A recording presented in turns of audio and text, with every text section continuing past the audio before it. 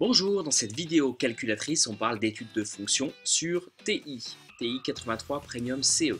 On va s'intéresser aux représentations graphiques de fonctions, f de x égale moins x carré plus 2x par exemple, au tableau de valeur qui y est lié et aux éventuels points d'intersection avec une deuxième fonction, ici par exemple g de x égale 2x moins 1. Prenons notre calculatrice. On va dans le menu fonction, c'est ici f de x égale. Si jamais vous n'êtes pas en mode fonction et qu'il y a des choses qui ne ressemblent pas à ça, vous allez dans mode, c'est que vous n'êtes pas dans le mode fonction ici. Vous passez dessus.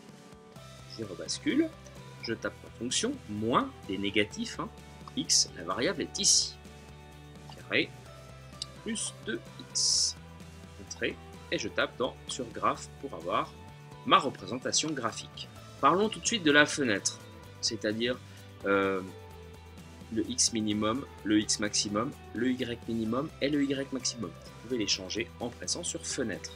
Par exemple, si vous voulez aller de moins 5 à 5, en x min et x max, la graduation de 1 en 1, pourquoi pas, et puis de moins 5 à 5 en y, vous faites entrer, y graphe 1, parfait, graphe, c'est resserré en fait. Et si jamais vous avez sur un exercice pris un intervalle un peu fantaisiste pour une fonction et qu'en fait ça ne vous plaît plus pour votre nouvelle fonction, là tous les petits traits c'est parce que la graduation va de 1 en 1. En tout cas, si vous voulez retrouver quelque chose de standard, vous pressez sur la touche zoom ici, et donc les zooms sont plutôt gadgets sauf le 6. Je me sers toujours du 6, zoom standard, Z standard. Dès que j'ai une nouvelle fonction, je fais zoom 6. Ça me recale tout de moins 10 à 10 et de moins 10 à 10. Donc ça c'est vraiment un conseil important. J'ai parlé du graphe, j'ai parlé de la fenêtre, parlons maintenant du tableau de valeur. Ces tables en bleu ici, seconde table, vos x, vos y, les images directes, c'est très pratique, vous pouvez aller dans les négatifs, descendre, etc.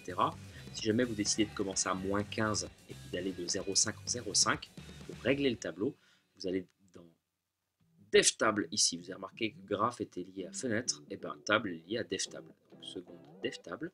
On peut commencer à moins 15 par exemple, et puis aller de 0,5 en 0,5. C'est là, delta table. Delta, c'est le petit tri. Donc je retourne dans table, voilà mes modifs. Je commence à moins 15, moins 14, 5, moins 14, avec les images en face. Très pratique. Si vous avez un tableau de valeurs, cette fois-ci, avec des valeurs qui ne sont pas régulières, qui sont un peu chaotiques, par exemple, vous avez moins 12, et puis après vous avez 9,5, et puis après vous avez 0,28. Comment faire pour avoir les images directement?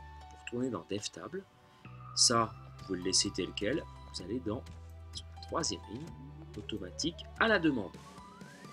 Entrée, votre tableau est vierge, vous pouvez taper les valeurs que vous voulez, par exemple 12, son image c'est moins 168, moins 3, 0,28, etc. Donc c'est plutôt pratique, par contre on ne peut pas imposer des images, ça ne marche pas comme ça. Ça ne marche pas. C'est les X qui donnent des Y. Si vous voulez rebasculer sur quelque chose de normal, vous calez 0, 1, 1 en 1 à la 2, automatique pardon. Et mon tableau est redevenu normal. Deuxième fonction maintenant, f de x. La deuxième, g de x, c'était 2x moins 1. 2x et moins soustraction cette fois-ci. Je retourne au graphe. Impeccable, mon graphique est plutôt pas mal. Oups, graphe. Je vais quand même le resserrer un peu avec fenêtre. Je vais aller de moins 5 à 5. X, pareil en Y. Pour bien voir les choses. Donc on va s'intéresser aux points d'intersection. A priori, ils sont au nombre de 2. J'aimerais connaître leur valeur. Bon, la première, la deuxième, donc c'est ici. Vous allez aller dans Calcul, ici en bleu. Et on vous demande. On vous propose un menu avec valeur, 0. 0, c'est le point d'intersection de la courbe avec l'axe des abscisses, minimum, maximum, et puis intersection. On va presser sur 5 ou descendre directement. C'est pareil.